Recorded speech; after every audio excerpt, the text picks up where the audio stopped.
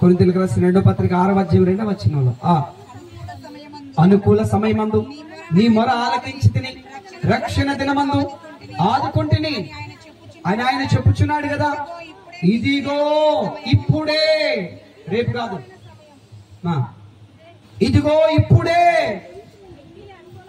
రేపు రేపు అంటున్నావేమో, అయ్యా నేను రేపు తీసుకుంటానయ్యా రక్షణ.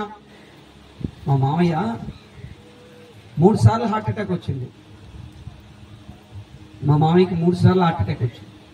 దేవుడు 3 సార్లు బ్రతికించాడు. 3వసారి వచ్చినప్పుడు దాదాపు 15-20 రోజులు హాస్పిటల్లో ఉండి ఇంటికి వచ్చాడు.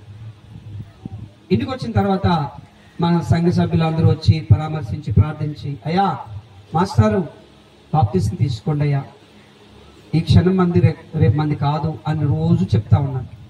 చెప్తా ఉంటే ఒకరోజు ఏమన్నాడంటే, సరే మీరు ఇంతగా చెప్తున్నారు కదా, నేను రేపు పొద్దున్న తీసుకుంటాలే అన్నాడు. ఎప్పుడు? రేపు పొద్దున్న తీసుకుంటాను అన్నాడు.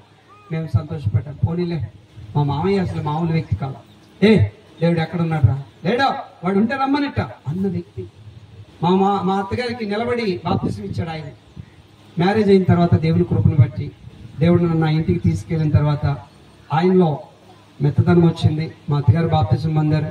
మరి తర్వాత కిరీటమ్మ కానీ, తర్వాత రమణమ్మ అని, తర్వాత జ్యోతి, వీళ్ళు రక్షణ పొందుకున్నారు. నేను అక్కడికి వెళ్ళిన తర్వాత అక్కడ పరిచర్య చేసినప్పుడు ఆ ఇంట్లో ఒక 1 రోజులు వాక్య పరిచర్య చేస్తే బాగా ఫస్ట్లో బాగా రోషంతో ఉన్నాం, బాగా చాలా మంచి ఆవేశంతో అప్పుడు బాగా ఉన్నాం. అప్పుడు బాగా రక్షణలో చాలా నడిపించాం. ఆ టైంలో మా మామయ్య మెత్తబడ్డాడు, వెంటనే మొదలు పెట్టాడు, కాస్త దేవుని మీద ఆసక్తి పెంచుకున్నాడు. కానీ ఆ రాత్రి మేము సంతోషపడ్డాం. మేము ఇంకా నిద్రపోతున్నాం, తెల్లవారలేదు. మా అత్తగారు వచ్చి లేపారు. లేపి ఏడుస్తూ ఉంది, కానీ బయటకు రావట్లేస్తూ ఉంది. ఈ నిద్ర మంపులో అర్థం కలిగి ఏమైంది, అద్దుకున్నాం, ఈ పెద్దగా ఏడిస్తే వాళ్ళు వచ్చి పడతారేమో నాన్న భయపడి.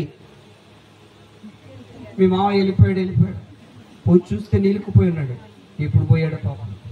ప్రియమైన దేవుడు వల్లరా, తెల్లవారితే ఏం జరిగిద్దో ఎవరికి తెలియదండి. అందుకే ఈ మాట అంటున్నాడు. ఒక దైవజనుడితో దేవుడు మాట్లాడుతున్నాడట. అదిగో బయటికి వెళ్ళు అన్నాడు. బయటికి వెళ్ళాడట. బయటికి వెళ్ళగానే ఒక వ్యక్తి తాగి ఇష్టం వచ్చినట్టు తిరుగుతా కేకలేస్తున్నాడట.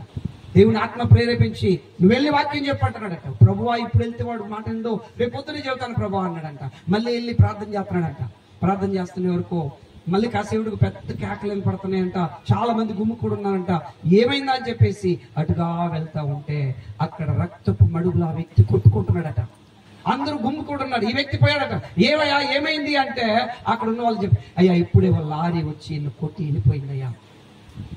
ఈయన చూస్తుండే కానీ ఆ వ్యక్తి అలాగే కళ్ళు మూశాడు. అప్పుడు మాట్లాడట, ఇందాక నేను చెప్పింది. అప్పుడు ఏడ్చి బోర్న విలిపించాడట. ప్రభువా నిజంగా నువ్వు చెప్పిన అప్పుడే కానీ నేను చెప్పుంటే ఈ వ్యక్తి బ్రతికి. రక్షణ అంటే ఏమనుకుంటున్నావు? ప్రభువు మాట్లాడుతున్నాడు. ఇది దేవుని మాట, ఇది మోషే మాట కాదు, పాత నిబంధనలో దేవదూతలు మాట్లాడిన మాట కాదు. లోక రక్షకుడు నీ కొరకు నా కొరకు ప్రాణం పెట్టి 2000 సంవత్సరాల కింద మృత్యుంజయుడైన యేసు మాట. ఒకవేళ నీకు ఈ రోజు ఈ మాట నిర్లక్ష్యంగా ఉంటే దేవుడు అంటున్నాడు, నువ్వు తప్పించుకోలేవు.